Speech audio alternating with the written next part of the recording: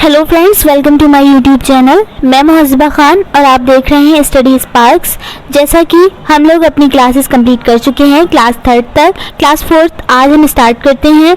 Biology की classes जो हैं वो हम कंटिन्यू कर रहे हैं सीटेट 2024 के लिए। केमिस्ट्री की क्लासेस भी अपलोड की जा चुकी हैं, आप लोग चैनल पर जाकर देख सकते हैं, प्लेलिस्ट आपको मिल जाएगी। यहाँ पर हमारा जो था वो हमारा हो गया था आपका शर्करा यानी कि कार्बोहाइड्रेट के पाचन तक हो गया था। प्रीवियस यहाँ पर हमने काफ़ी कुछ कर लिया था। अब हमें करना है आज वसा का पाचन। तो वसा का पाचन आपका छोटी आंत में होता है, ठीक है। छोटी आंत में क्या होता है आपका पित्रस होता है। और पित्रस कौन बनाता है, तो ये मैं आपको प्रीवियस क्लास में बता चुकी थी कि पित्रस आपका यकृत बनाता है। लेकिन ये जो बाइल जूस है आपका यानी कि पित्रस, ये किस में एकत्र होता है, तो ये पित्ताशय गाल ब्लैडर में आपका एकत्रित होता है, ठीक है। ये पित्ताशय में एकत्रित होता है। तो वसा का पाचन आपका छोटी आंत में होता है, ठीक है।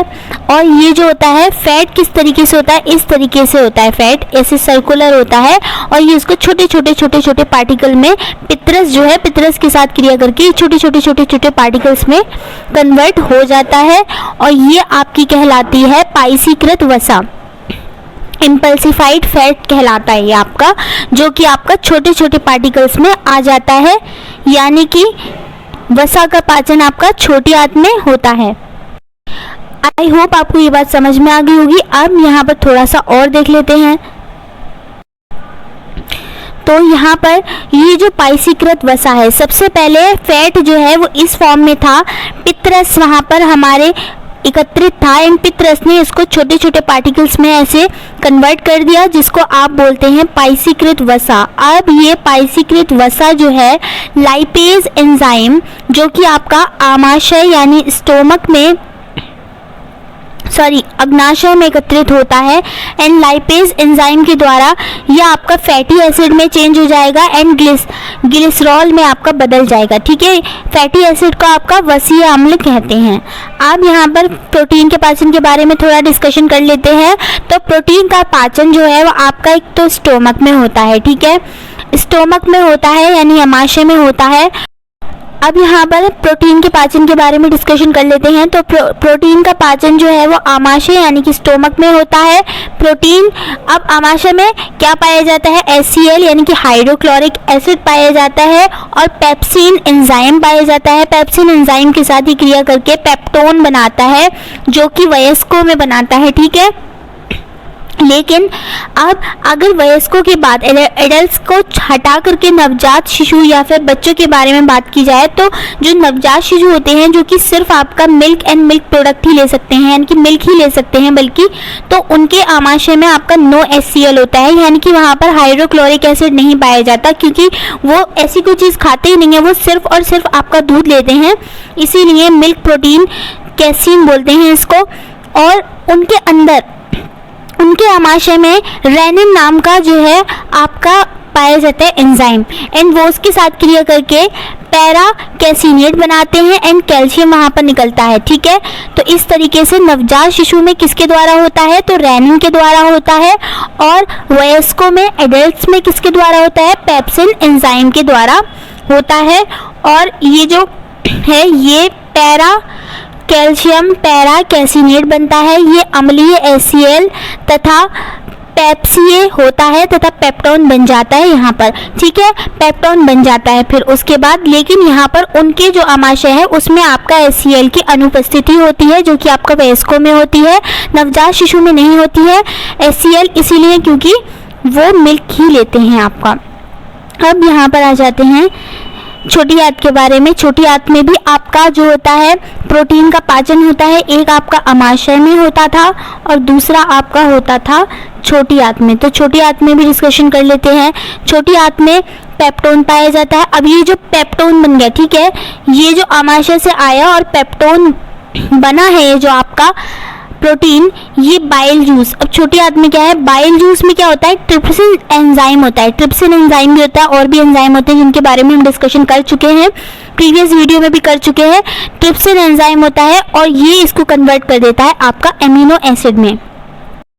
ये आप देख सकते हैं कि अग्नाशय में आपका पाया जाता है, ट्रिप्सिन एंजाइम पाया जाता है, लाइपेज एंजाइम पाया जाता है, अग्नाशय एमाइलेज एंजाइम भी आपका पाया जाता है, अग्नाशय के अंदर पाया जाता है। और ये तीनों किस में मदद करते हैं, तो ये तीनों आपके पाचन में मदद करते थे। ये हम कल की वीडियो में ये सब कुछ कर चुके हैं। और यहाँ पर बाइल जूस यानी पित्तरस के बारे में, ये भी आपका पाचन में मदद करता था। और भी एंजाइमों के बारे में यहाँ पर हमने आपको बताया था। कार्बोहाइड्रेट का जो पाचन है वो आपका बकल कैविटी यानी कि मुख गुहा में होता था।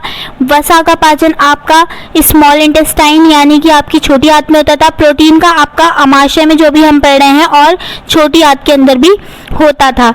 ठीक है, अब यहाँ पर आ जाते हैं।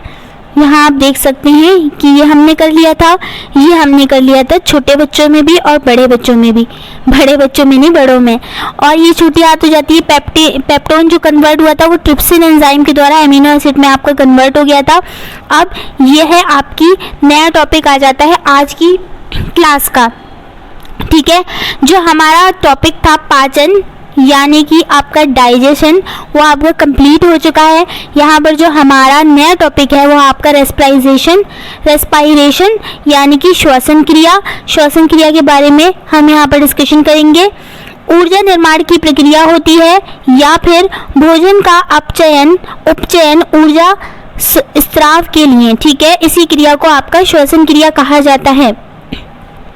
यानी कि श्वसन क्रिया क्या होती है, आपकी ऊर्जा निर्माण की प्रक्रिया। जैसे हम लोग जो सांस लेते हैं ना, उसको हम श्वसन नहीं बोलते हैं, ये भी आपको पता चल जाएगा। उसको बोलते हैं आपका निश्वसन। निश्वसन यानी कि ब्रेथिंग। इसके नाम इतने मिलते जुलते हैं ना कि इसमें कंफ्यूजन रहती है बहुत सारे लोगों को।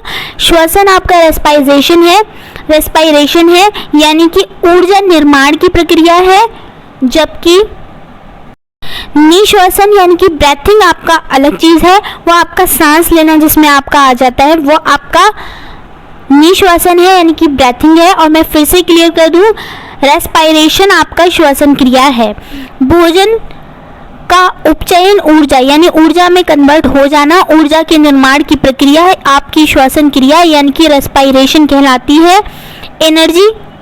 एनर्जी के बारे में, कौन सी ऊर्जा भी बनती है रेस्पायरेशन के साथ, तो एटीपी।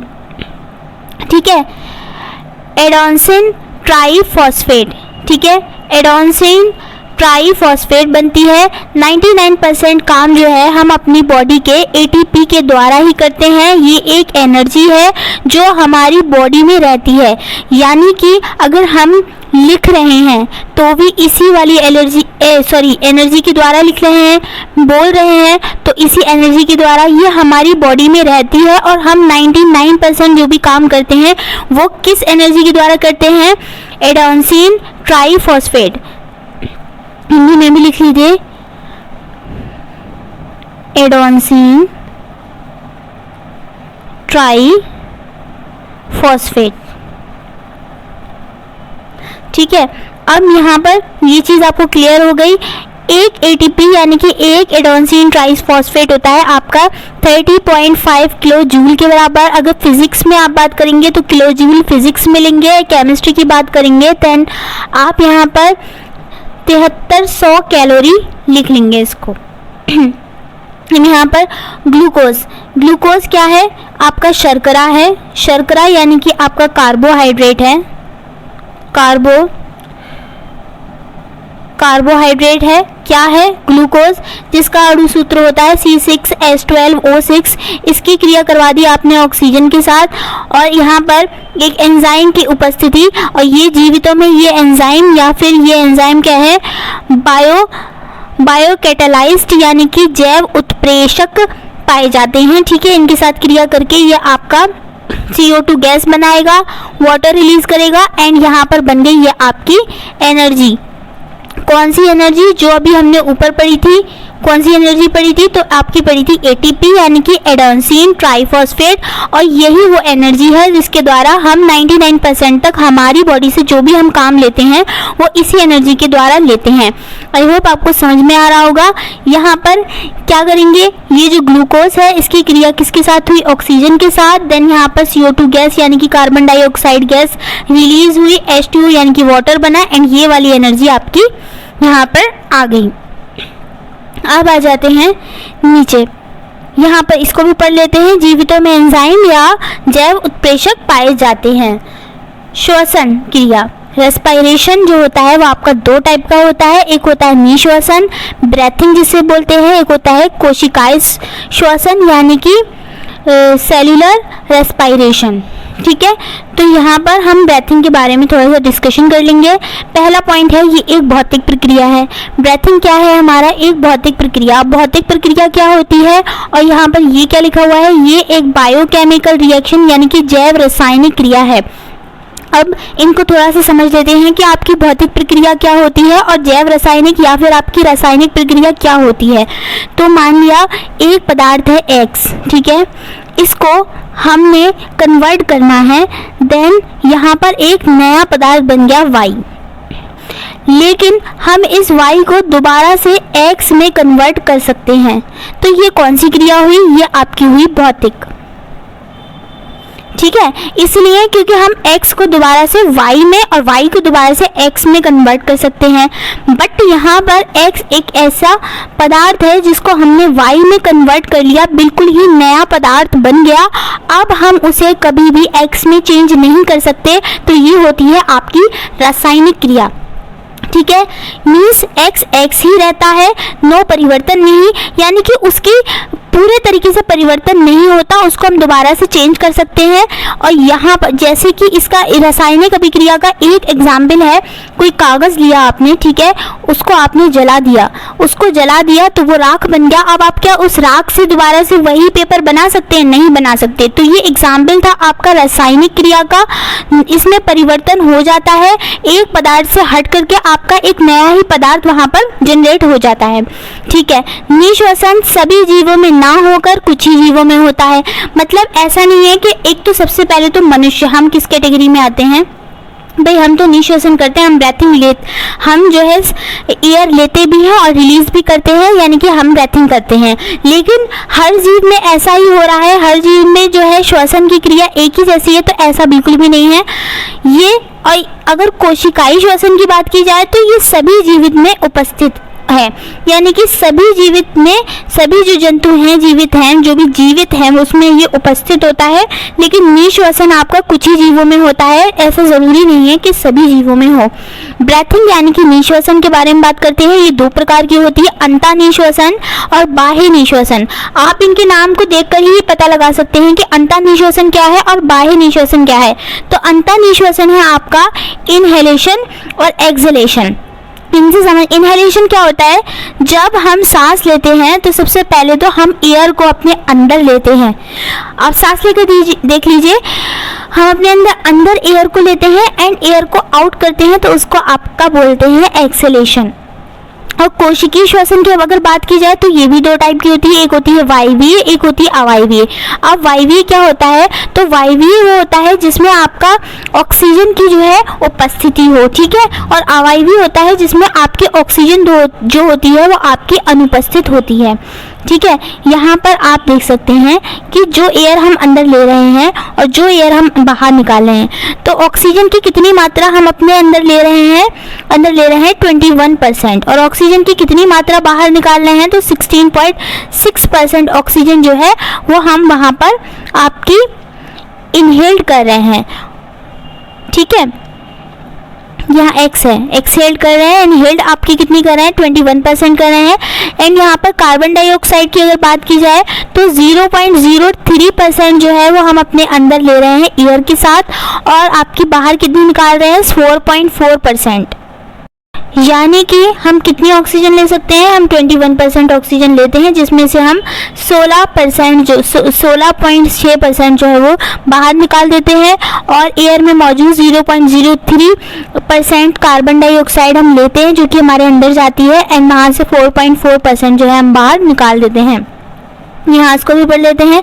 निश्वसन बॉयल के नियम का पर आधारित है। आपने बॉयल का नियम पढ़ा होगा, P प्रोपोर्शनल 1/V, यानी कि आपका प्रेशर अगर बढ़ेगा तो आपका वॉल्यूम घटेगा, वॉल्यूम अगर बढ़ेगा तो प्रेशर आपका घटेगा।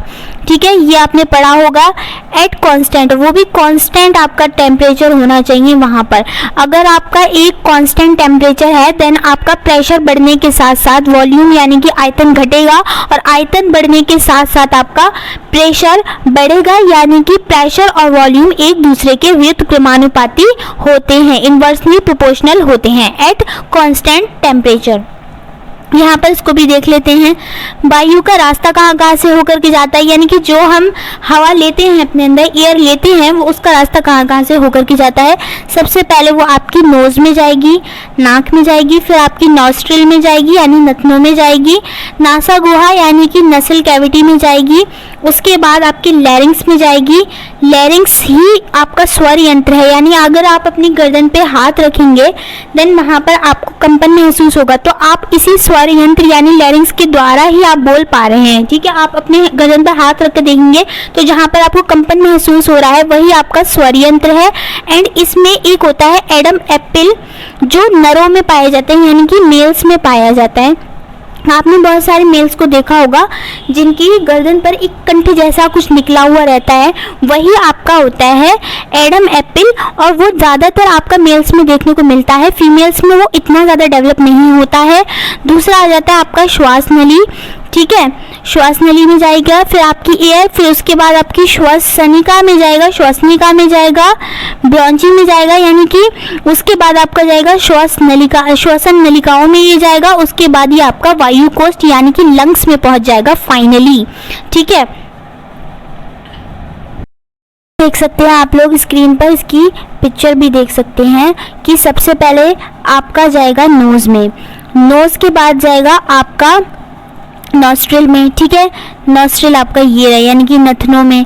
फिर आप देख सकते हैं यहाँ पे लैरिंग्स भी आपका दिया हुआ है। आपने देखा होगा कि मेल्स में यहाँ पर इस तरीके से थोड़ा सा उठी हुई एक चीज़ होती है जो कि आपका होता है एडम एप्पल, एंड उसके बाद ये नीचे नीचे जाता हुआ फाइनली आपका ये आपका लेफ्ट लंग है, ये राइट लंग है, लंग्स में पहुँच जाता है। ठीक है, यहाँ से भी आपको चीज़ें क्लियर हो गई होंगी।